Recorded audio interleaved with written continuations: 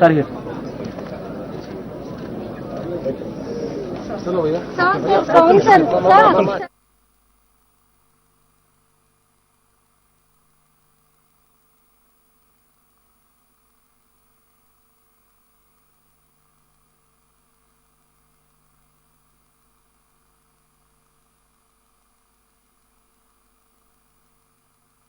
కాబట్టి కరోనాలో కూడా చాలా భీకరమైన సిచ్యువేషన్స్ లో కూడా మేము వర్క్ చేసాం. చాలా మంది ఫ్యామిలీస్ ని కూడా కోల్పోయారు సార్. మాకు రెగ్యులర్ నోటిఫికేషన్ లేదు. అట్లీస్ట్ రెగ్యులర్ అయ్యే వరకు 100% గ్రాస్ సాలరీ అయినా సరే ఇంప్లిమెంట్ చేయమని వేడుకుంటున్నాం సార్.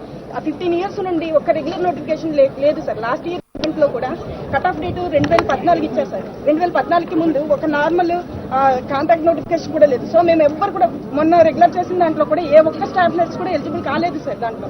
కాబట్టి స్టేట్ మొత్తంలో ఒక్క స్టాఫ్ నర్స్ కూడా రెగ్యులర్ అవ్వలేదు సార్. మేము చాలా నైట్ డ్యూటీ చేసి సార్ మొత్తం స్టేట్ మొత్తం 6500 మెంబర్స్ కాంట్రాక్ట్ స్టాఫ్ ఉన్నారు సార్. 5500 మెంబర్స్ సార్ ప్రాథమిక ఆరోగ్య కేంద్రాలు, నెక్స్ట్ జనరల్ హాస్పిటల్స్, అన్ని హాస్పిటల్స్ నుండి ఉన్నారు సార్. గవర్నమెంట్ హాస్పిటల్ నుంచి వచ్చాం సార్.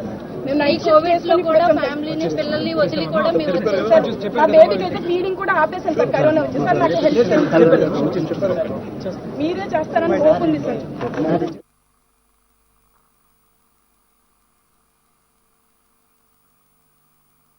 ఒక్క స్టెప్ ఎలా సార్